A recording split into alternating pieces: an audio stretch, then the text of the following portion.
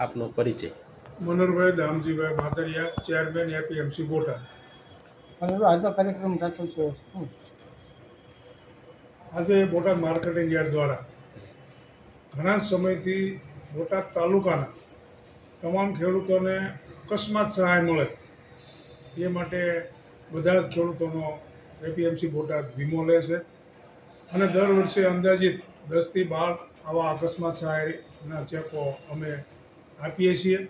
એ અનુસંધાને આજે નવરાત્રિના સારા દિવસોની અંદર જે લોકો અકસ્માતે મૃત્યુ પામ્યા છે એવા ખેડૂતોના 4 લોકોના આજે 3 લાખ રૂપિયાના કુલ 12 લાખ રૂપિયાના ચેકો આપી અને એમના પરિવારજનોને ઉપયોગ થવાના હેતુસર બોટાદ માર્કેટિંગ યાર્ડ છેલ્લા ઘણા સમયથી આ પ્રવૃત્તિ ચલાવે છે.